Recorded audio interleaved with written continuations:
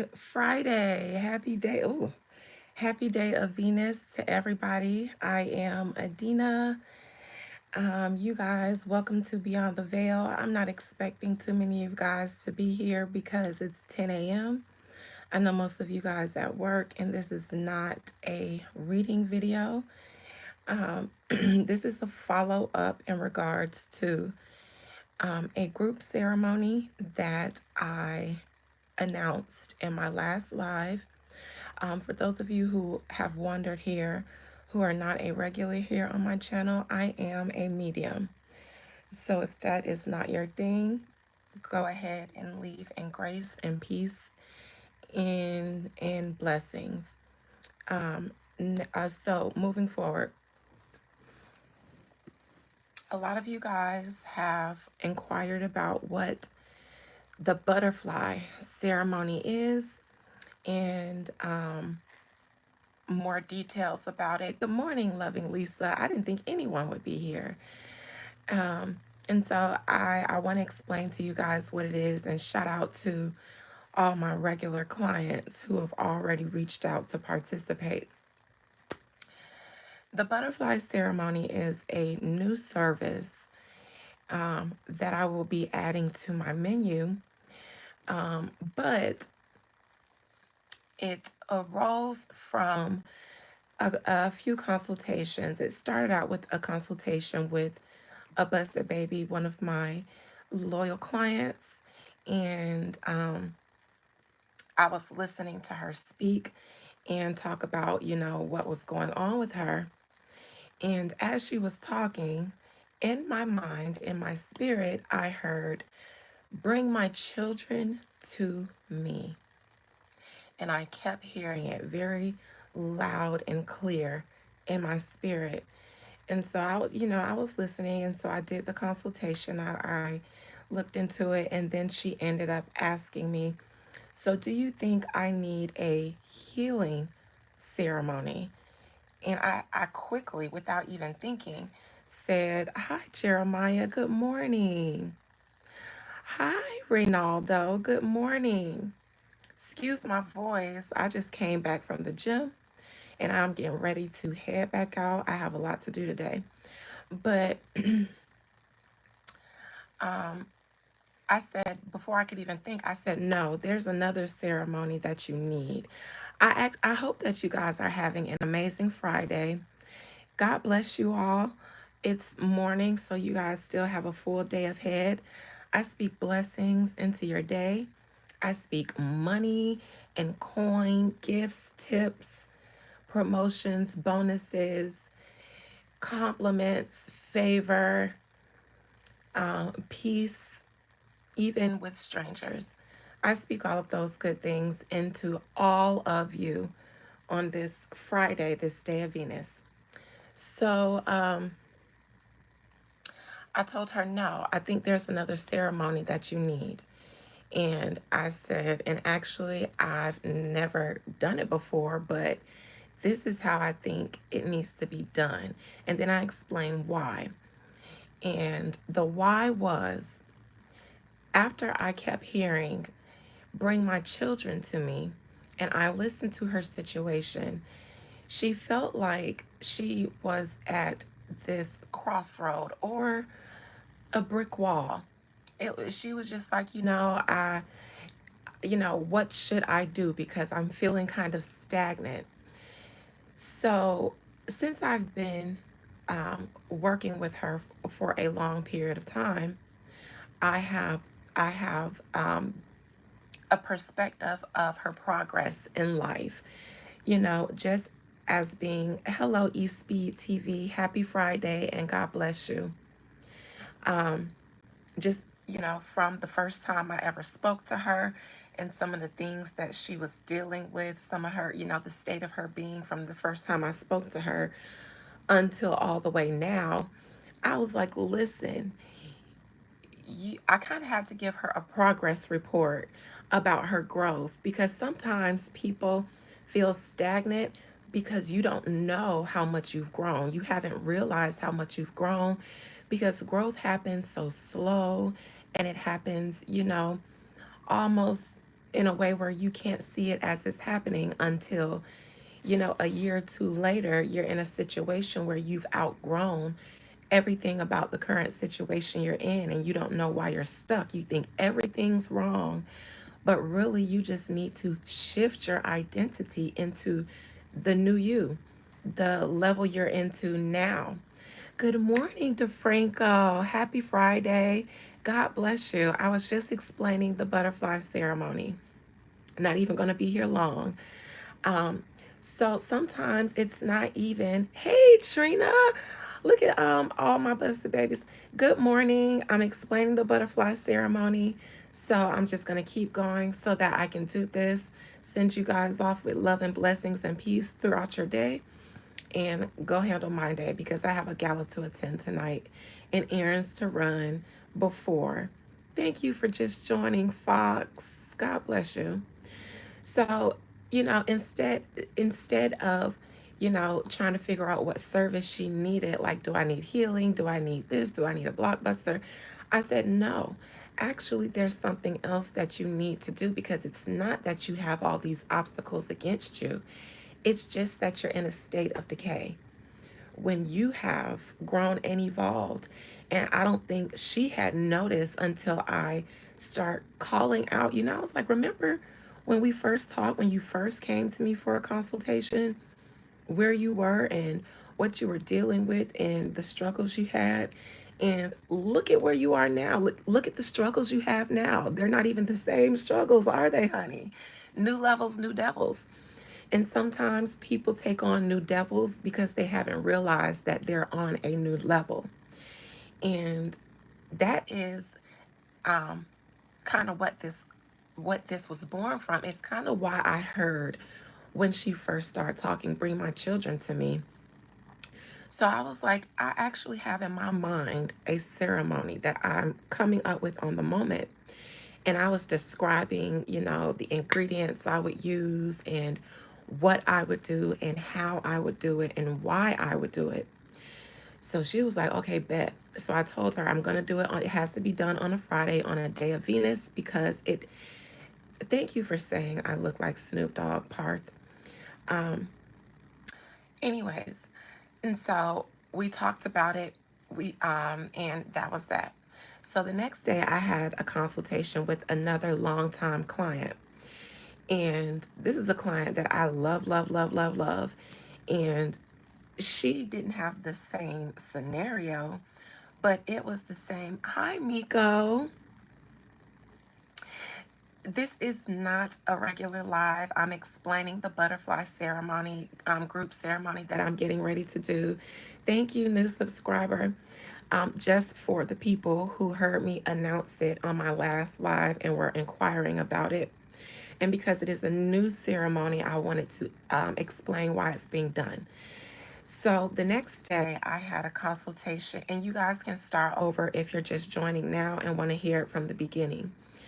The next day, I had another consultation with another client, and she was actually a client that I've been dealing with longer than the first client that I spoke to.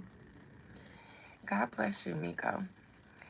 And I actually have a really soft spot for this client. I have a soft spot kind of for all my longtime clients, especially the ones from YouTube. Um, but the ones that I've been working with, like from my day one on YouTube, I have cuddly feelings for them because they're my babies now. Hello, Blue Diamond. Happy Friday and God bless you. So she was going through a situation as well and trying to figure out what she needed to do. She probably thought I need protection. She did. She thought that she needed protection for her and her kids. And I heard the same thing that I heard the day before. Speaking to my other client, I heard bring my daughter to me. This time, actually, bring my daughter to me. And so I already knew. And so I had to explain to her, I had to give her her progress report too. And I was like, this seems like it's becoming a thing, but and the things that she was going through, they were symptoms of what it would look like if somebody is outgrown their current situation. When you've outgrown a situation, people, a place, a job, then problems will arise that you didn't cause and you can't seem to get rid of because you don't belong there anymore. So it's not a battle that you're supposed to take on. It's a shift in your identity that needs to happen so that you know, I don't need to fight these people and I don't need to fight for these things that seem like they're fading away without my control. All I need to do is mourn them because I've had them for some time. They benefited me for that moment, but this may mean that there's something better for me out there. And maybe the longer I try to hold on to something that I outgrew, that's no longer serving me anymore because I've glowed up, then the longer I can't really glow up, the longer I have these problems. When all I need to do is say, okay, if it's an issue at my job like that, I've been here for 10 years. I'm making all the money I can make, but I'm comfortable. But I actually do have more dreams and I have more talents that I can exploit, but I'm comfortable. And I never even thought about leaving my job because, I'm comfortable in my lifestyle. But then all of a sudden, you get a new boss and they hate your fucking guts for no other reason than the fact that they hate your fucking guts. And you do everything in your power. You try to be kind, you try to be nice, you try to work harder, you try to tiptoe and walk on eggshells around them. You try to find out if you need protection work, you try to see if you need some, some other type of work. And the problem persists and you pray, and it's just like, what is wrong? What am I doing wrong? And then I would say, or I would read and I would probably say, because I'm like a spiritual doctor, so I kind of know what symptoms are now and what problems are now. So I would say, okay, what is it that you've always wanted to do that you never really thought that you could because it would take so much of a change and alteration to your day to day life? Usually, a person will say, well, I actually always had this idea for X, Y, and Z. And I would probably say, in the age of Aquarius that we are in now, because Aquarius rules things like innovation, freedom, spiritual freedom, a person's freedom, freedom in general, but autonomy of the soul, freedom of the soul after the grind and the tradition of Capricorn, the hard work, all of that, the power structure. And as we saw the power structure start to break apart as Pluto was leaving Capricorn, well, when it moved into Aquarius, I tell my clients who are facing situations like this is an opportunity. Because when power shifts from one place to another, there always is an opportunity that presents itself for somebody to be the other, that the new power balance kind of restructures itself too. So if there's something that you always wanted to do, but you've always been confined by your 9 to 5, which was comfortable because you earned it over your 10 years of being there and you sacrifice your dreams for it, righteously so. You have to be able to adapt with nature and with time. And we're now in a time where what used to be is going through some changes. So there's an opportunity for you now to kind of reach your hands up or position yourself to inherit the new opportunities that present itself from change. Change is not bad. It's good because it presents opportunities. Whenever something shifts from one state to another, if you weren't the benefactor of the first state, as you see those changes start to happen, position yourself to be the benefactor of where that change settles next. And so Aquarius rules things like innovation and technology, spirituality, new innovative Aquarian supernatural ideas, um, social media, And so I tell people, well, now is the time to start investing into sources of income that lie solely within you. But that usually takes an identity shift because a person has to now get in the mind frame of, okay, now I have to make that idea or that dream that I always just had tucked away. Now I have to try to make it a reality. So if I got to go to school and get some kind of degree, first of all, I got to go online, do FAFSA, do all the financials and stuff.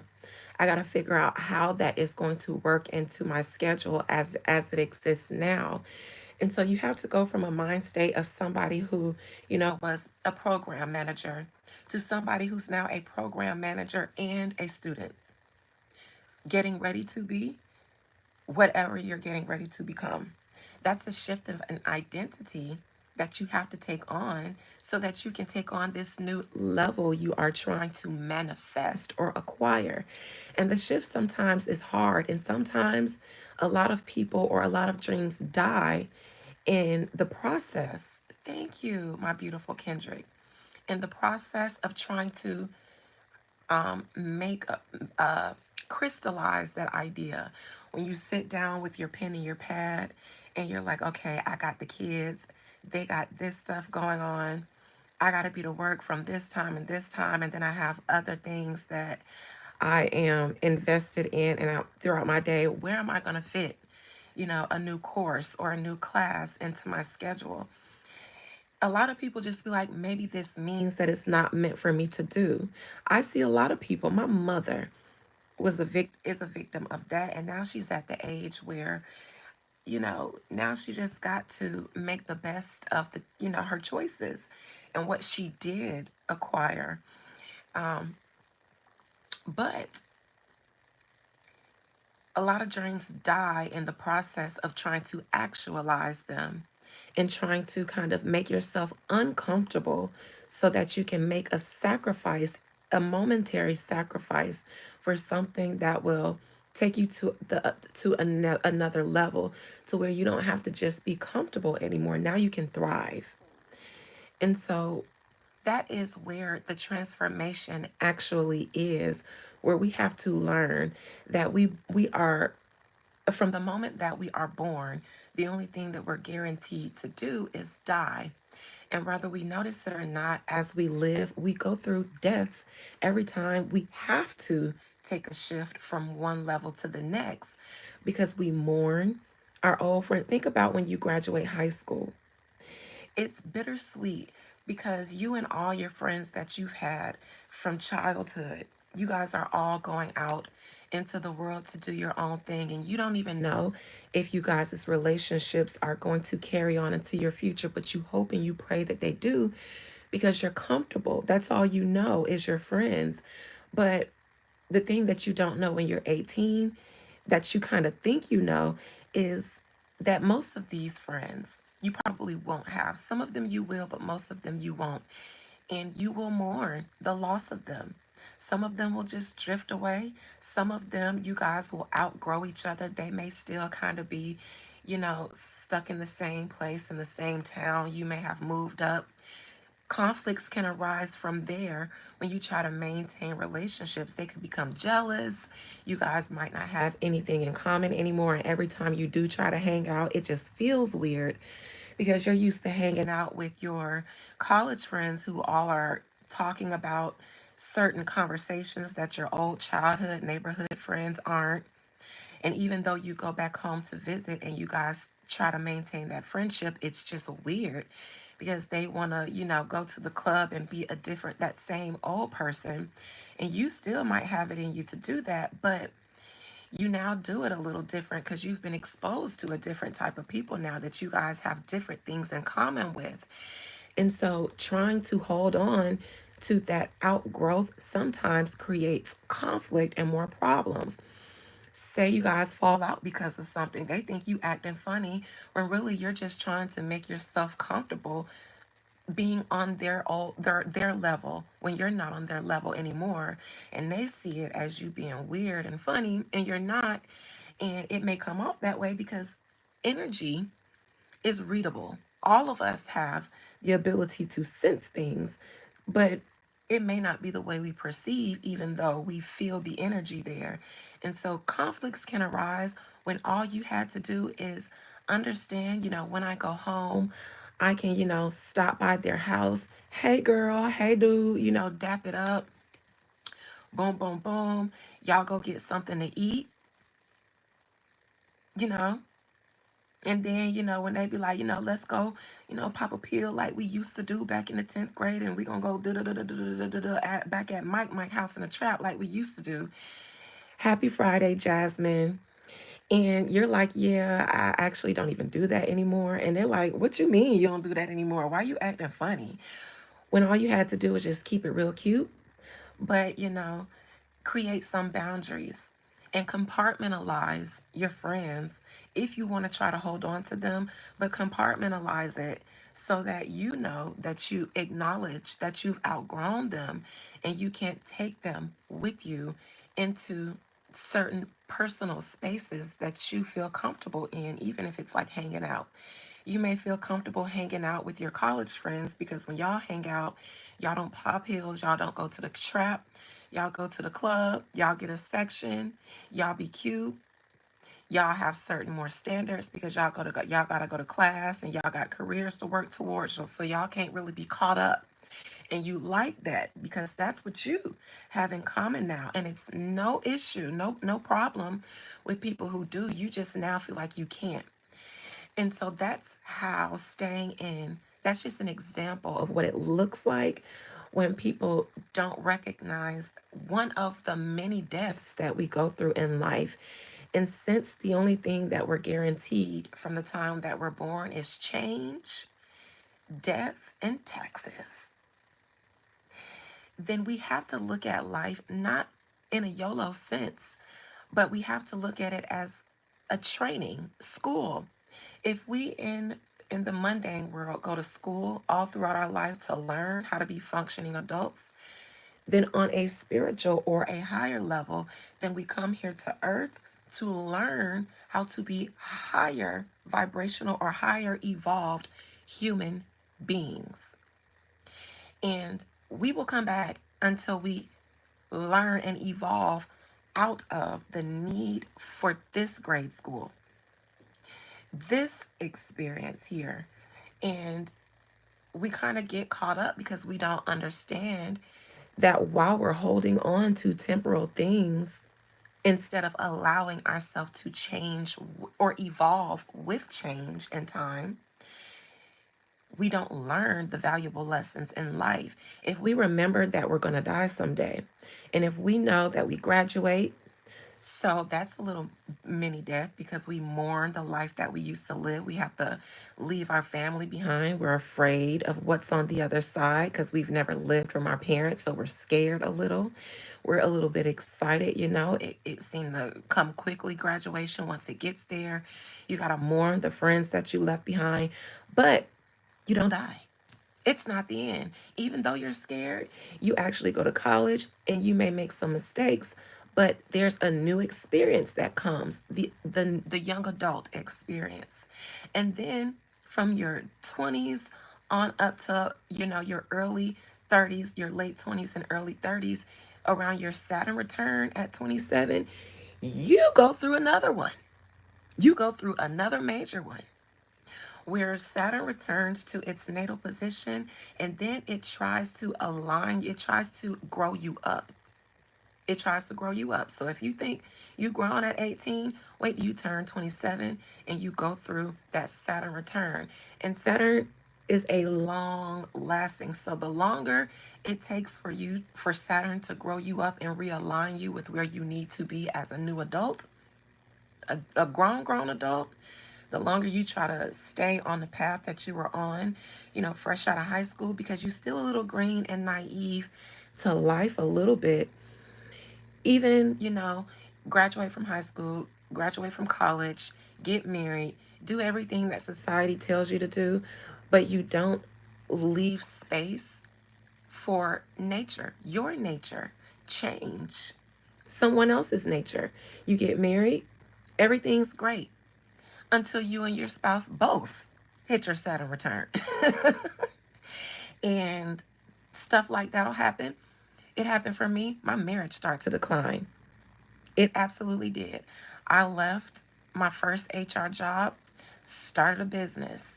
Business took off great. And I'm still in entrepreneurship, but I had no idea after my first experience that I would be, because the moment I took off and got 2 contracts for myself and whoop de woo, my marriage started to decline.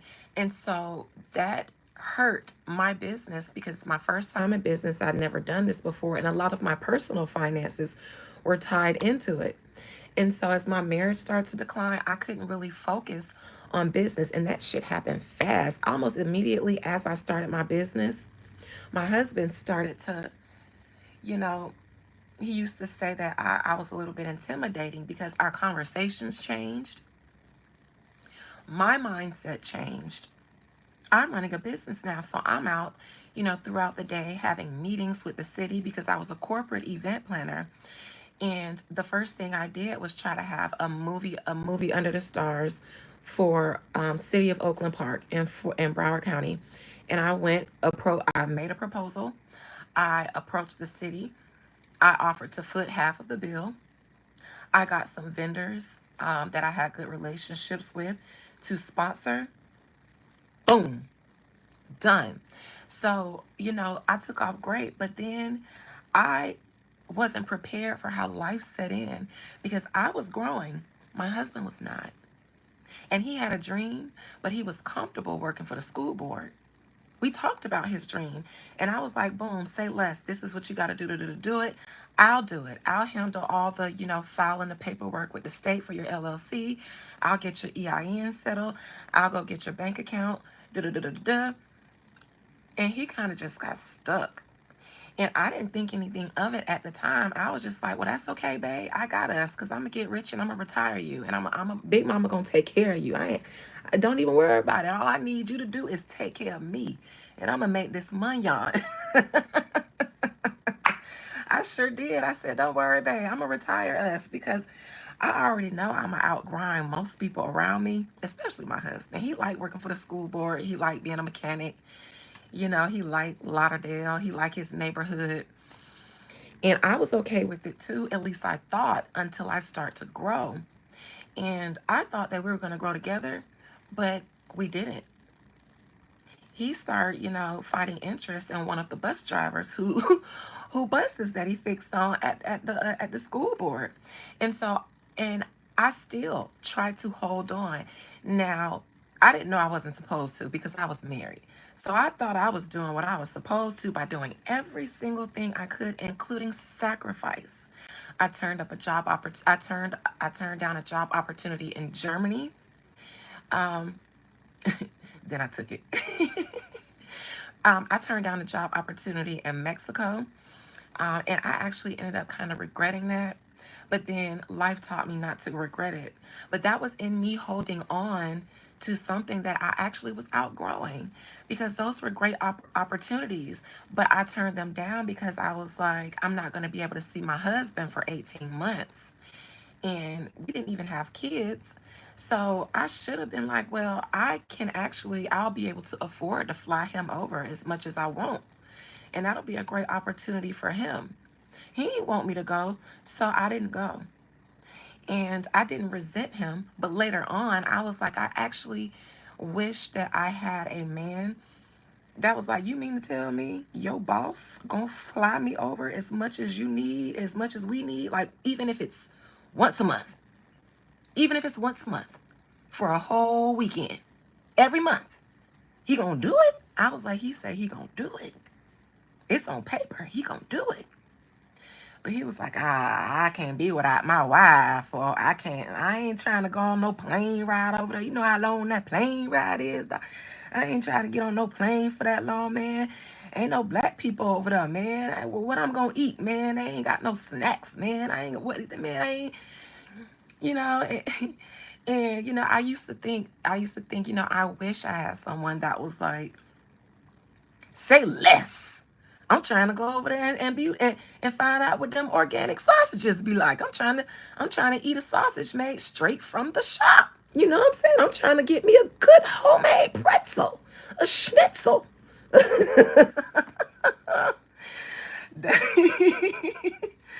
I'm trying to go see what that be like. But that's what it was. I was holding on to something that I was outgrowing. And maybe had I let it go, and this is what happened at the grand opening. Now, it's almost like signs will be there when when you're glowing up. Yes, that's what I wish somebody would have said. There'll be signs also, and they might present themselves like an opportunity to cheat. And I didn't take it. But the thing is, it'll look like a glimpse into what your life could be like if you accept growth. Now, at the grand opening of my new business, all my ex coworkers were there. The CEO of the company that I work for, and he's worth $250 million. He was there. He was the one who told me that I had outgrown anything that he could offer me at the company. I actually ended up leaving there because I had a conversation with him and said that I needed more pay because I was doing exceptionally well. I was outworking a lot of the people that made more than me, but I didn't have the credentials that they did. And he was like, to be honest, Adina, I cannot afford to pay you that unless you are a global HR director, and you know, or unless you go to Mexico, unless you go back to Germany. And I said, I can't. Even that's like, I need the credentials. I need to be able to put it on my resume. I need the title because I'm in HR, and I know the title matters. The title matters. FYI, the title matters. We don't read all that shit on your resume, but we do look at the title. And we'll see a little bit. We'll glaze at what you did under that title, but we're not gonna read everything. And then you get to the interview. As long as you interview well, you can get it. But I needed the title, and he couldn't give me the title. He could give me the pay, but not the title. And in HR, I know that that's important. That's just as important as the pay. And so he was like, "Well, you know what? You really you can just start your own business. You can do very well, and I'll put you in contact with some people." Because he was an Indian man. And he did. That was the second contract that I did. And he called down to the city of Oakland Park as a reference because that was my first time shooting my shot. And so I gave them references.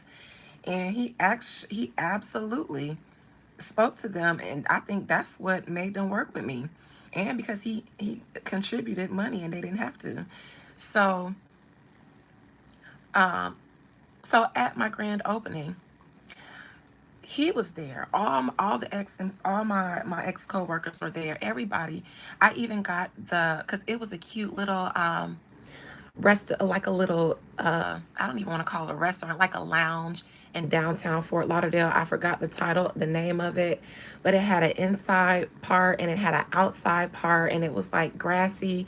It kind of gave like California vibes. It was a place where like young professionals like to hang out, and I actually got to do it there for free because since I was a corporate event planner, I said, let me have your venue on a Wednesday. I said, let me do it on a Wednesday, on a slow night. Y'all don't even have to give me a Friday or a Saturday. On a Wednesday, let me advertise an event here. Before y'all go into contract with me, let me even guarantee you guys 50 people, but I can guarantee you guys 100 to 150. But if I can guarantee you 50 in the next 2 weeks, then will you go in partnership with me, and I'll advertise it for free? I'll market it, you know, and and then I tried to throw in an incentive because I be asking for shit. Not only did I ask for it for free, but I asked if the first 20 people to show up could get a free glass of champagne. And they said yes. They said yes to everything. And so I got 75 people to sign up in a week and a half. And most of those were my ex coworkers and them telling all their friends to RSVP and stuff, and them bringing people. It ended up being packed. I ended up doing another one. I actually ended up doing a thing there every Wednesday night for about 6 months. It turned into a thing for young entrepreneurs to come and network. It was a networking mixer. And then I did it in another little cute Italian restaurant on Hollywood Beach, and it was a businesswoman who brunch event, and I partnered with them and had a bunch of business women in business come down. It was a nice fancy Italian restaurant. They did brunches on Saturday. Now I had to pay them some, but I did that too. But anyways, My husband showed up, and he came, he hugged me, he hugged my mama, my sisters and stuff, some of my coworkers and friends that he knew, mingled a little bit, and then he disappeared. I didn't know where the fuck he was because I was too busy working the room. So this gentleman approached me. He was young, he was handsome. Very, very, very, very, very handsome. Very dapper, very well put together, very well spoken. He smelled like money. And he walked up to me and he said, "Are you the mistress of the event?" He had a little a Haitian accent, and so a Creole accent. So I told him, I said, "Yes, nice to meet you." I said, "What's your name?" We had on name tags, but I asked him what his name was, and he told me his name. He was like, "I'm such and such and such. I'm an attorney at a law firm around the corner." Gave me his card. I handed him one of mine, and he asked if he could take a picture with me because my boss's boyfriend was a photographer, and he did the photography at the event. He just so happened to be close by, so I was like, "Yeah, Mary, come take our picture." I took pictures with everybody at the event, and so as we posed or whatever, he was like, "Wow, you smell amazing." I was like, "Thank you. You smell really good too." We took the picture. And he said, "So this is your contact information, right?" So I'm already peeping where this is going. And I was like, "Yes, that's all my contact information." And I tried to, divert the conversation and ask him about the law firm because I love to start, doing their events for them too. Every company does events, but HR hates planning events. I loved it. So that's kind of where this came from. And so as the conversation, he tries to also divert the conversation to how beautiful I am. I'm looking around for my husband because, I'm like, "All right, Terry, you know what I'm saying? Come mark your spot. Where you at? Come pee on the mailbox." All right, now I'm trying to be professional, but this man is real persistent. And he actually asked, he said, "So, can I take you out sometime? It's a really nice restaurant, Blue Martini on the beach, They have really good cocktails." And I was familiar with the place. One of my favorite cocktails was there. And I'm like, "Oh, fuck. My husband hates going there with me." He hates going all them. "I don't want to go to them bougie ass places you and your friends be going to. I'm trying to go. I'm trying to go get some ribs. I'm trying to go get some barbecue. I don't want to go to them bougie ass places you and your friends be going to." So I was always at the Blue Martini. And I was like, "Oh, Terry." I'm looking around. You guys know where he was? In his motherfucking truck. Sleep. Sleep. Sleep. He came in, greeted everybody, and went to sleep in his truck. I and left before even saying anything because we drove separate cars. So I didn't even know he was sleeping in his truck until his niece told me at the end of the event. I seen her leaving. She was one of the last people to leave. His niece and her boyfriend. She was like, "Auntie, I'm so proud of you." Da da da da. I was like, "Yeah, thank you so much." Where your uncle? I don't know. Last time I seen him, he was sleeping in his truck. I was boiling, but I had to fix my face. I was like, "Oh, okay, all right." He was probably tired. All right. I was mad, but I was hurt. But I say all that to say, um, there will be glimpses of what your future life could be. And for me, that was even a different type of men that I attracted because after my divorce, I haven't I haven't dealt with any man that was anything close to the level that he was on because I've just been in different environments because of the new level that I'm on now. I'm exposed to a different environment. So it's not even me having to go out and, try to find or pick and choose. Most of the men that approach me now, they approach me in settings where I'm working because I work for myself. And so I have to be out there hustling. I have to network. I have to put my name and my business out there. I have to try to get clients, and I'm in real estate. So there's money there. So it's a different type of people that I meet even regularly. You know what I'm saying? And so it was a glimpse into what my future life was going to look like. And I didn't know that at the time. I didn't know that until now, until recently, because it took me some time to get used to the death. And that was a hard process for me. The shift from, 9 to 5 to entrepreneurship. And then I still went back and got jobs because I was uncomfortable with being a full-time entrepreneur. I didn't feel like I would be able to, financially do that on my own. And that was a wise decision until I went and got, a different type of trade that allowed me to be an entrepreneur full time. But I, that was a process. Shifting from 9 to 5, from the corporate world to entrepreneurship, that took years for me because I did both a lot and I failed in business a lot. And so I had to get over the discouragement. But I just be having so many good ideas sometimes that I have to do them. But my marriage ending, we separated in 2019, but we didn't even finally divorce. We didn't even legally divorce until 2022. There was just a period, there was a year of, mm, I don't know, a year of limbo because I was still numb. I was still shook. I couldn't make no move.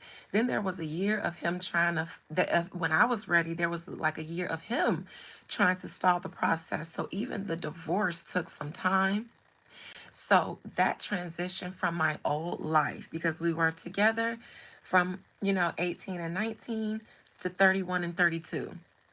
We spent our whole 20s together. I never saw the ending of my marriage, even when I knew that I would have to make tremendous sacrifices, even when I knew that I would have to kind of not dumb myself down, but kind of dumb myself down in order to maintain being Mrs. Butler as she was when she became Mrs. Butler. Um, that and then I had to, figure out life, my new life in a new town. I had to rebuild everything. So the death was difficult. But I'm a woo lady, so I was doing a lot of ceremonies. Some of the same ceremonies that I offer for you guys. I was doing those for myself, but I found that the reason for the difficulty and the decay was the holding on, was the trying to fight through it when it was going to end, because no matter how much I fought, it wasn't something I was doing wrong. We just had outgrown each other. We didn't have the same friends. We didn't have the same interests anymore. Even if I tried to invite him to things, he didn't want to go because he didn't like being around my bougie friends. And they were actually really, really, really down to earth. They just had money and they had, careers. But he didn't get a chance to know the fact that they were actually cooler than his friends from Deep Side. And if you're from Lauderdale, you know what Deep Side is. And that's no shade to Deep Side because Deep Side, but you get what I'm saying. It's like from Kodak Black to Kendrick Lamar. Okay, he didn't like my friends, you know, but he didn't like the places that we went because it was mixed crowds. They ain't play enough hood, like underground hood music. They played stuff that everybody would like hanging out. But he don't know that if you get drunk enough, everything sounds great. Everything is a vibe. And my friends, they put their cards up on the table. They insist to put their American Expresses on the table and say, put the tap on. Not the tap, but start running the tap is what we used to say, and leave the faucet on. And $10,000 later, sometimes we be, bouncing out. They be done ordered everybody Ubers to make sure we get home. And you tiptoe in the next day when you see them at work, like, you all right with that 10,000? That what? Am I all right? I had the time of my fucking life. I can't wait to do it next Friday. I think he felt intimidated by that, but that is what it looks like. I just gave that long story as an example of the fact that in life, we go through many deaths, and that is to remind humans not to get too comfortable here, to look for lessons, look for opportunities in the change to grow, because we can actually probably have a little bit better lives despite all the external circumstances that work against us.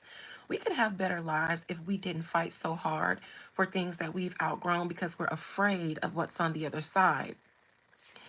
And um, the other side, since I, speaking from experience, have had many traumatic events that forced me into deaths that I didn't get any chance but to, and as a child going through trauma back to back to back, you just die. You just die after everyone because you're not old enough or experienced enough to have healthy coping mechanism. So every traumatic experience kills you in a way.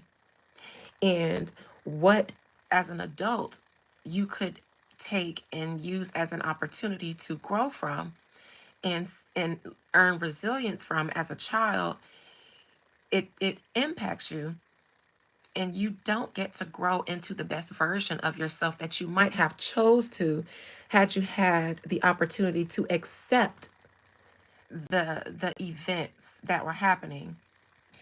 And so that's what my life has been like, so that I could do the job that I do here on Beyond the Veil Adina, and so that I can tell you guys from experience, because not everybody has had traumas back to back in their life.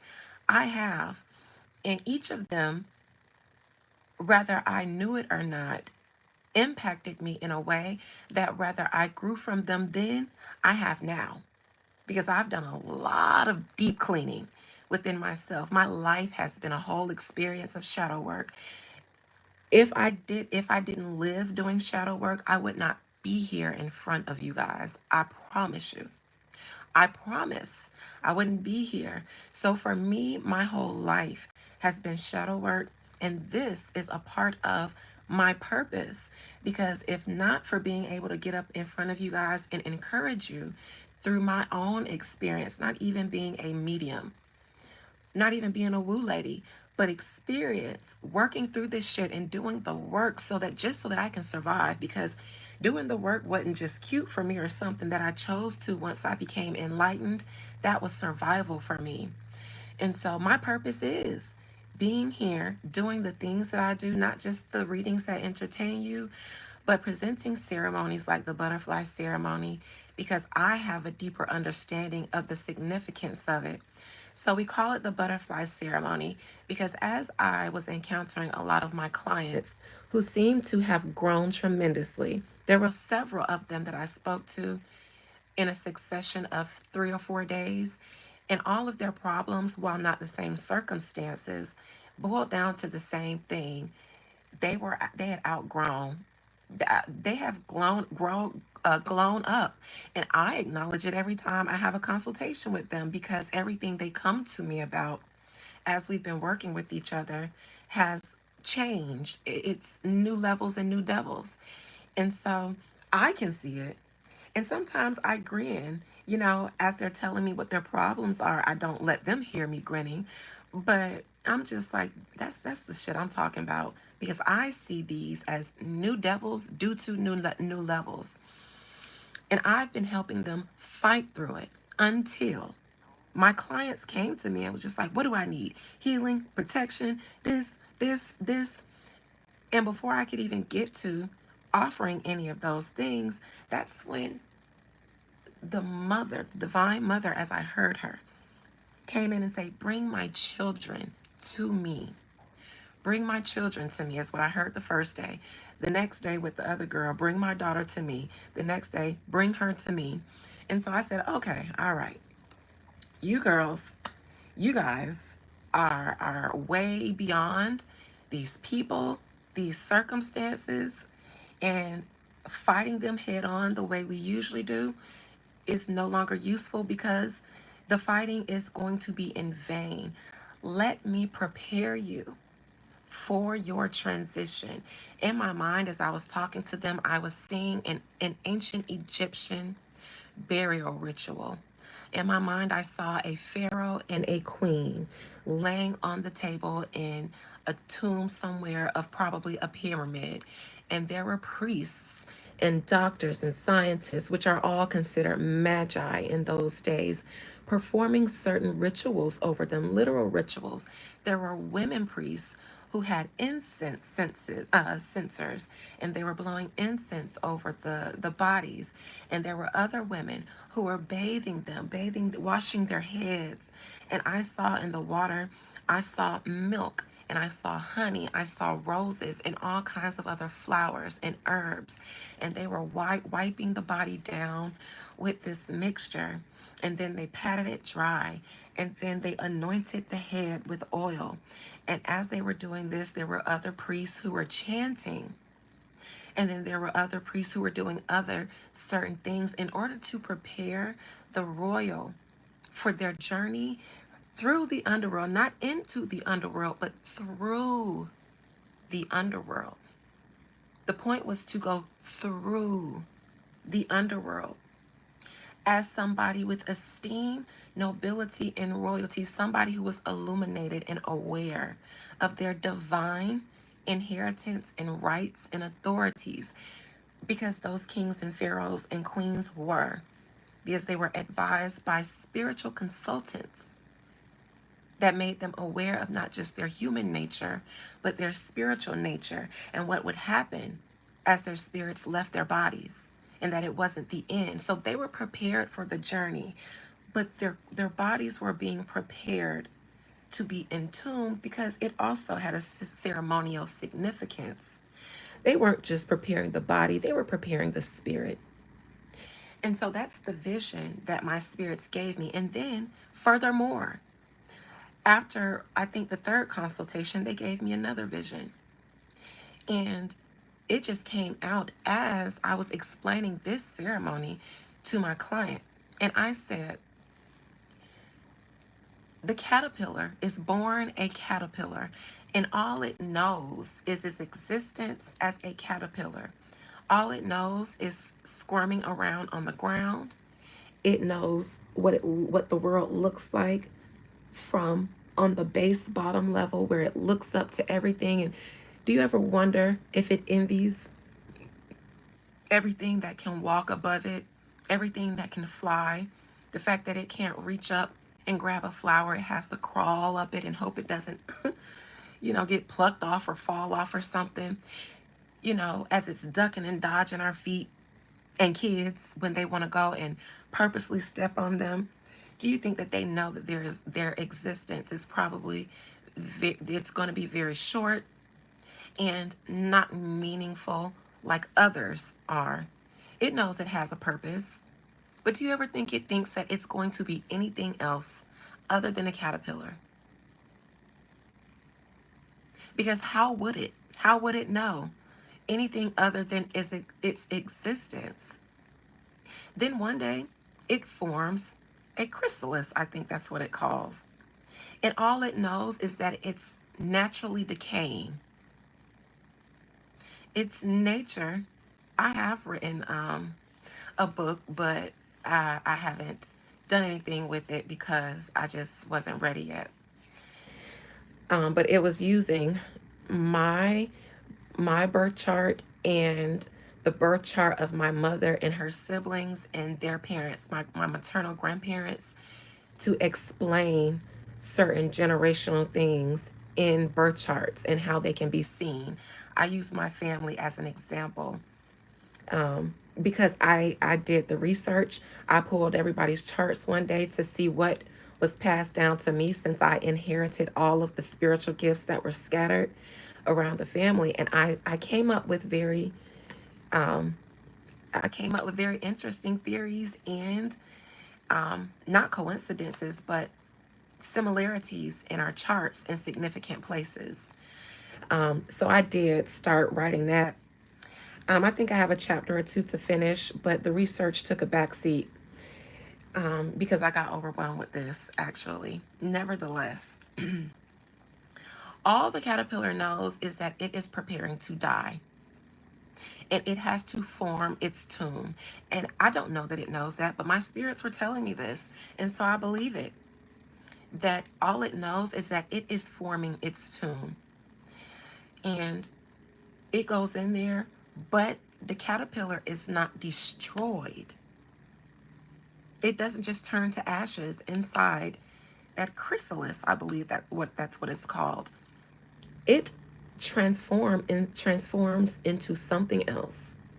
And then my spirits asked, do you think, have you ever wondered, when it leaves its cocoon, does it know of its past existence as a caterpillar? Does the butterfly know that it used to exist as a caterpillar? I don't think so. And my spirit said it doesn't, because the human is not aware upon birth of its past lives until it grows up and maybe becomes aware. But not even everybody becomes aware that there's a such thing as past lives. Humans though, we have to evolve into a higher consciousness. Butterflies may not have to, but my spirit said no. Just like the human is born without knowledge of the fact that it didn't just become born out of nothing. And we go into cocoons too. But Spirit also gave me the analogy of a surgery. We go through a rewiring of our consciousness upon what we believe to be death. I call it release, because we are released from our body. I think death happens when it's determined what your next lifestyle, what your next life is going to be like, because that's the transition. But the release from the body, you still have to go through a journey before you get to a destination that takes you to another journey. And so when we release from our body, I like to liken it to being put under anesthesia so that you can get surgery, because there's an issue that has to be addressed by surgery. You cannot continue to go on in that state of decay unless you get it cut out. Not medicine can fix it, not anything else. At this point, it requires surgery. So you're put under so that you don't experience any of the discomforts from the procedure. And then you wake up a new person. There might be some discomforts through healing, but you wake up healed or on the journey to healing. You're not consciously aware of everything the doctor did to fix you while you were put under, while you were out of your conscious state. So we don't know. In actuality, in theory, in research, we have an idea. But when we pass away, it's not that we pass away and we're just nothing. It's like we're put under so that we can be refigured, reconfigured, reprogrammed for our next experience. And so we have to get used to the idea of the transition. And for my clients, specifically, that is where the butterfly ceremony came from. And that is what it is. Because I am not the one who's going to transform you, but I am one of the ceremonial priestess who is going to prepare you to be ushered into the realm of the divine. Because I heard multiple times, bring my children to me. And I knew it to be the divine mother, the goddess, the divine mother. She said, bring my children to me. And I think it's being offered as a ceremony because we have not understood this concept of needing to accept the fact that we are passing from one state to the next, even in our mundane lives. And I think we need to experience that in the loving, nurturing care of the Divine Mother so that we don't go through it afraid, so that we can be more accepting of surrendering. Because there's something beautiful on the other side. If you don't desire something, that is no longer beneficial to you. It's almost like if you choose something that no longer works for you, it's going to decay you. And if you choose death and decay, well, then you're going to have to keep experiencing this until you figure out that death and decay is not your friend. And if you just have a little faith, oh, ye of little faith, in the process, the natural cycle of life and rebirth, life, release, and then rebirth, then you can experience it more abundantly, more consciously, and walk into your next nature instead of being thrust into it unawares. Bring me my children means a lot of people have been doing a lot of work, and I'm speaking about my clients, a lot of work. And you guys just haven't been aware of the fact that you need to open your eyes and see yourself as something else, something better, not something bad, of your wildest dreams. Make it real, make it plain, because you also hold up your manifestation skills. Even if you come to me for ceremonies, if you don't see yourself in that space, I can only help a little bit. It's only me asking my favors to do this because on these certain spiritual ceremonial bases, they shall be done. But if you don't join me in saying, and I am that, I am exactly this, I am what I'm asking for, then you may get a little piece of it and you may get to enjoy that only, because when the ceremony starts to work and you start being shifted, you get afraid and you wonder what's going on. Did it backfire? Did it not work? No, let it go. And then I try to redirect your focus. Okay, so what is it?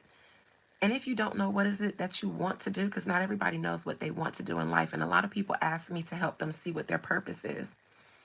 And then I always answer that with a question.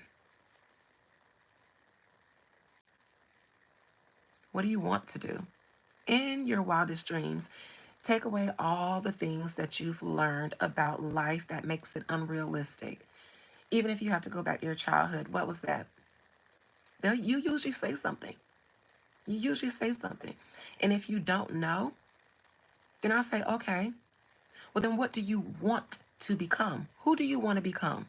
Since you don't know who you always wanted to be in your past, who do you want to be at this point? What's the best version of yourself that you see yourself as? You have to see it in your mind's eye so that I can go then and then do the woo necessary to help solidify that when you don't know how to.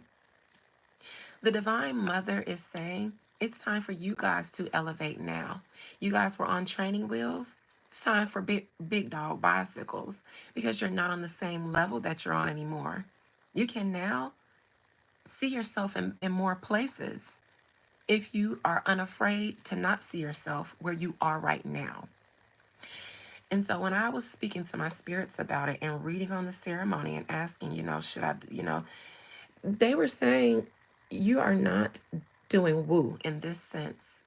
You are preparing them and you are handing them over to me, because you don't have the power to transform them. But you do have the power to prepare them, their old bodies, help them shift in their minds, and then ceremonial, ritualistically do the ceremony, because the butterfly ceremony is done just the way I said I saw the old Egyptian ceremony. And for those of you who follow me on Instagram, I have shown you a preview. For those of you who have done it, when I rolled it out for those clients who I spoke to, and I did it myself, which is why I'm in the position to offer it as a group ceremony, because I've shifted. So it's done that way with those same ingredients: milk, honey. I have calendula, roses, jasmine, lilac, lavender, certain herbs, hyssop, a healing herb, oils, certain things that I have concocted and prepared just for this ceremony. And I even, do other things. And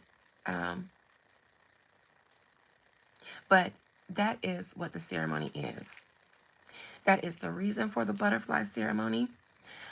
I have already opened it up, and some people have already um, contacted me to participate.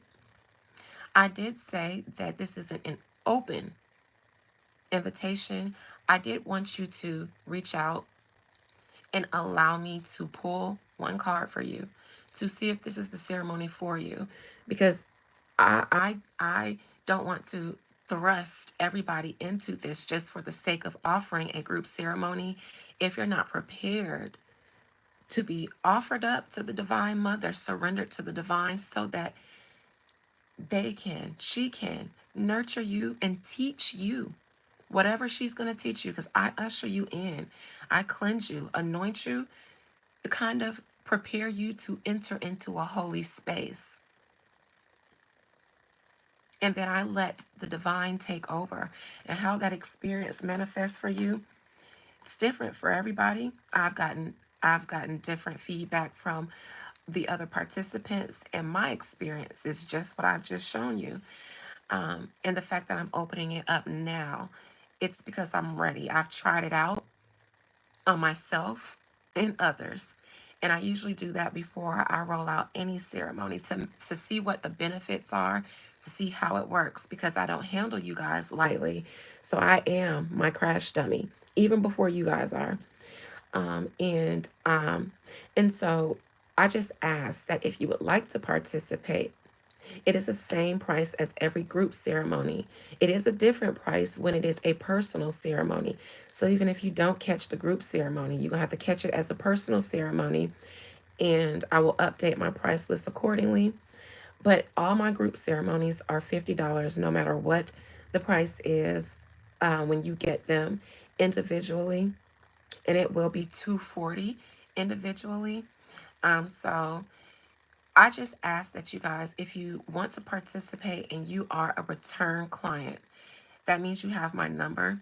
Text me and ask me to, check in and see if this is the necessary ceremony for you, if you're ready for it.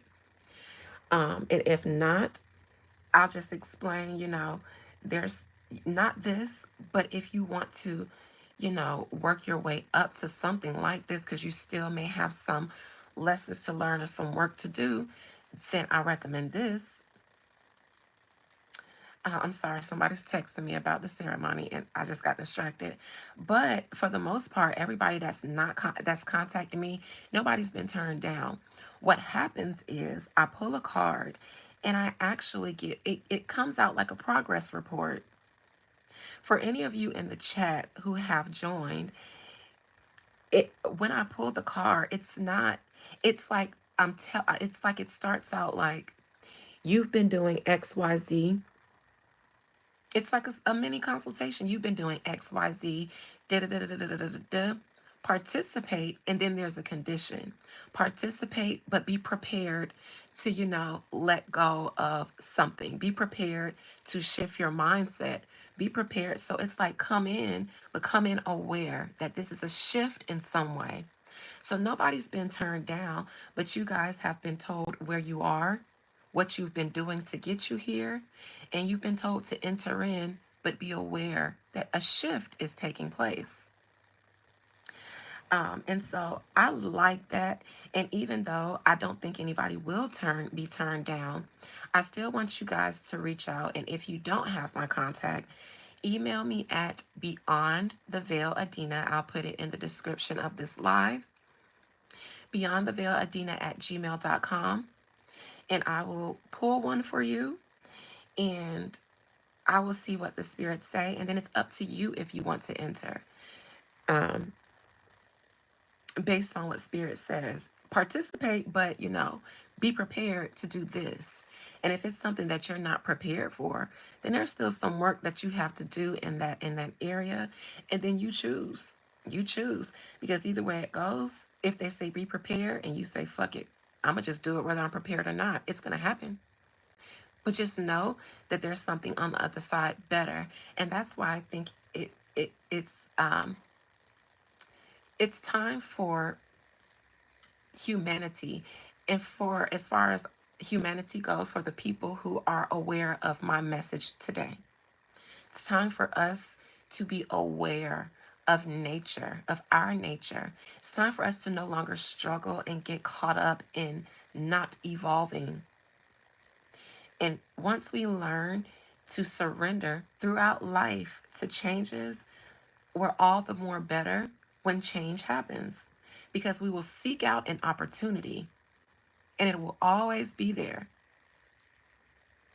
I have a cousin, one more example before I go, and this is a show where decay presents an opportunity. My cousin, she's been a manager for FedEx for 11 years, and she makes great money. She makes 5 figures easily. She just recently bought, I sold her her first house, and she was my first real estate transaction. So that was coming up on 2 years ago. And she has been experiencing so many issues at her job now. And it's not, stuff like drama. It's She can no longer do it anymore. It's like the owner, because it's a privately owned FedEx. Well, the owner, they actually did get into it, and he tried to fire her because he made a mistake and he wanted her to just jump in and fix it, come in on her day off while she out of town to fix it for him, when she tried to advise him on how to avoid that ahead of time, but he didn't listen. When she said no, she was out of town, and she was like, I told your ass not to do this, this, and this, to do this, this, and this. And he got mad and fired her. And she was like, Mocha, I'm so fucking tired of this anyway. My back hurts. I'm too young to be having these back pains. She lives in Ocala here where I live, but she works in Orlando. So yes, she hits the road, and she has 3 kids. 2 of them are still in school. So she drives to Orlando every morning, drives back, does the mommy stuff, and holds it down. So she's tired. She is tired. She's like, even my body is tired, you know? And so she's my gym buddy, by the way, because we trying to be healthy, because we've been through some things, and that can take a toll on your body. But as she's going through these changes in her job, instead of fighting her boss head on, you know what that bitch went and did? She said, fuck that. I'm finna go apply for nursing school. And I ain't gonna say nothing. I ain't even gonna tell him I'm leaving. I'm gonna work this job this whole year, because she doing the 12-month program. This whole year, I'm gonna continue to collect this check, and I'm gonna take off for class when I want to. Because she can do that. She can do that. Um, And when I need to, I am. And that's what she's doing. That's what she's doing right now. And she did. She just started. And she's like, because I can't do this anymore.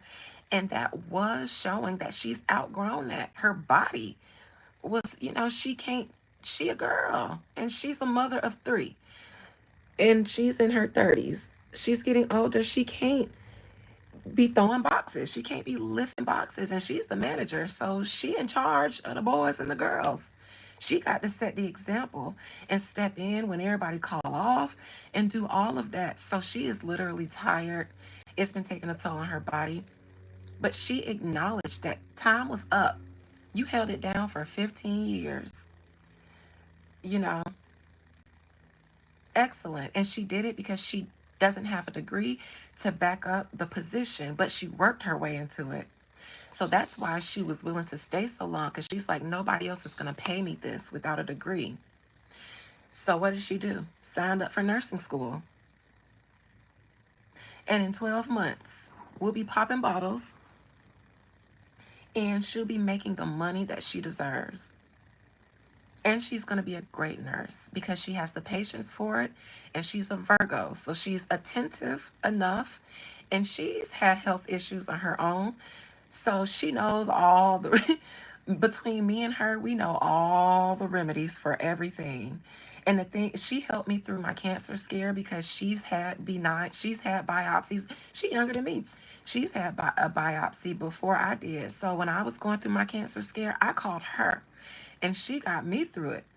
And she's a Virgo, so her emotions ain't like that. And I needed that, Because she was like, no, what, she's a Virgo, so it was very logical. No, what's going to happen is they're going to go, they're going to do this, you're going to do this, and this, and you're going to wait on the results, and you're going to be fine. And I was, because she'd been through it. And so she's good. She's a mother of three, and she became a mother at 16. So she's used to taking care of people. So she's going to be a great nurse. It is perfect alignment for her.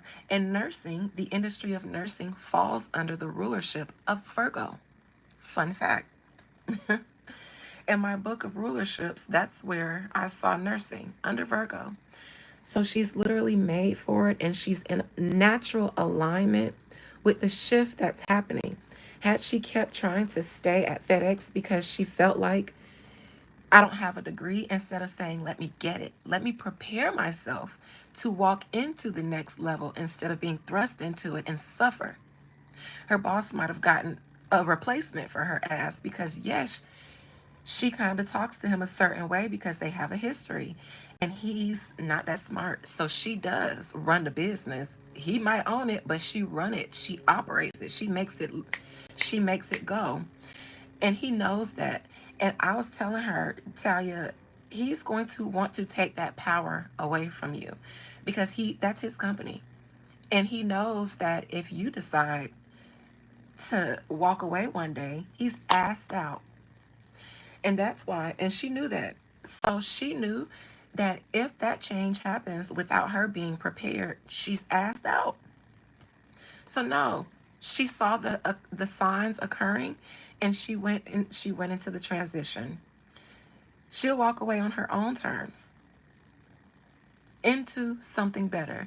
And there's that natural transition happening.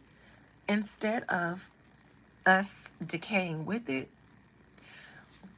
we shake it off. Like they say, shake we when you in the Christian theories, when you die and you're reborn in Christ, you rise in heaven and shake off the garments of death. That's what it means. That's what it means. Because now you have the consciousness that there's new life on the other side.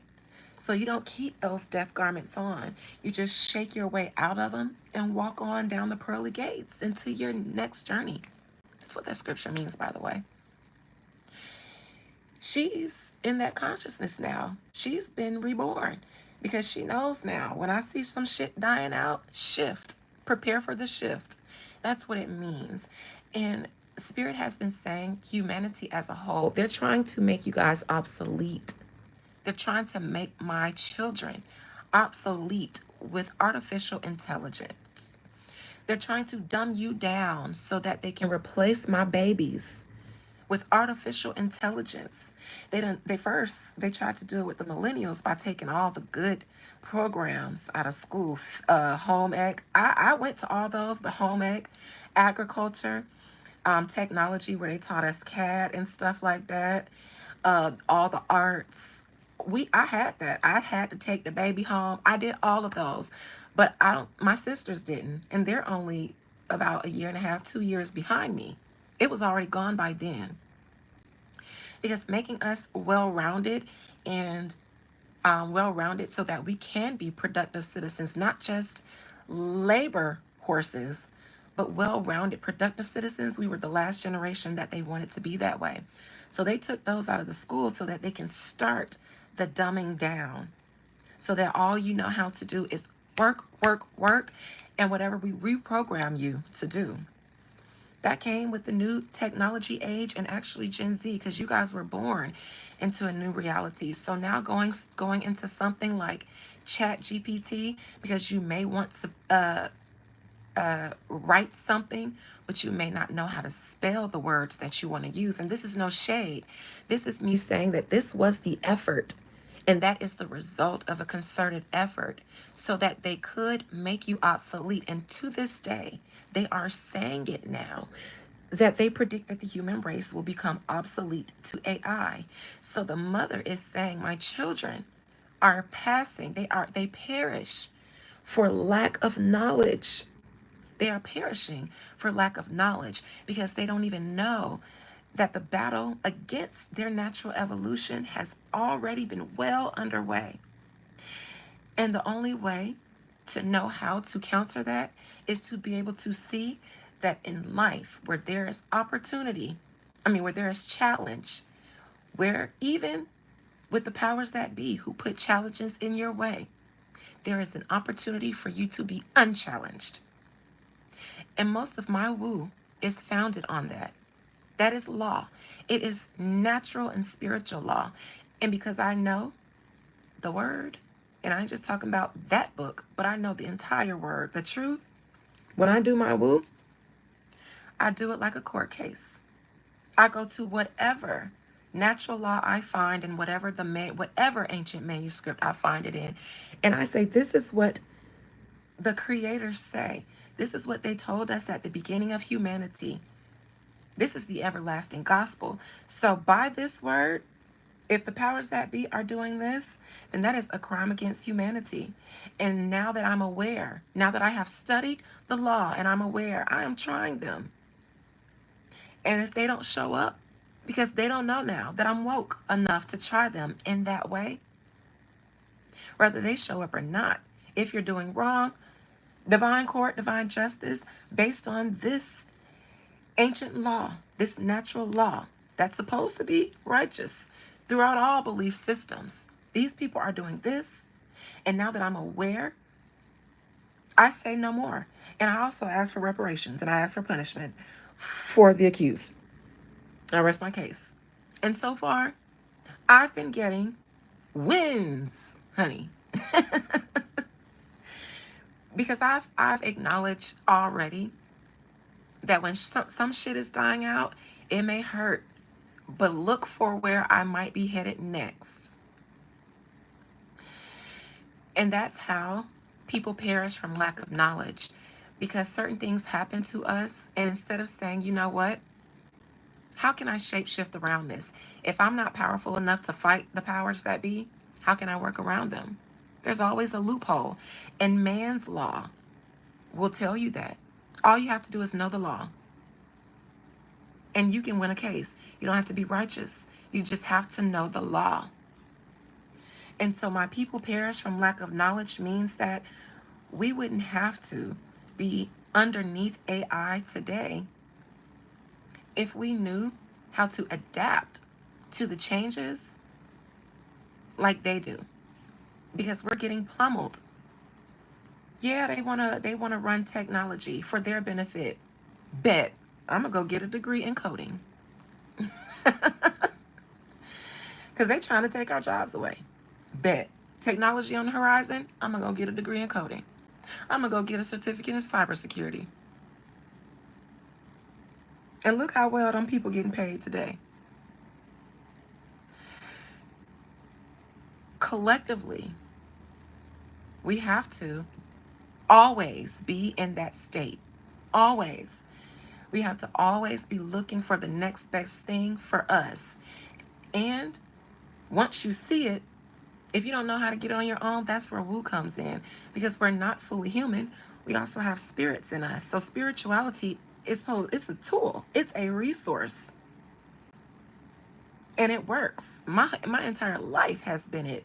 I was raised with family who are spiritualists, and I've seen miracles and wonders all throughout my life. I've seen people healed by getting prayed on and being touched by one of the intercessors and prayer warriors in my family. I have seen it. I've broken someone's COVID fever on my own. Got diagnosed one day, 100+ fever.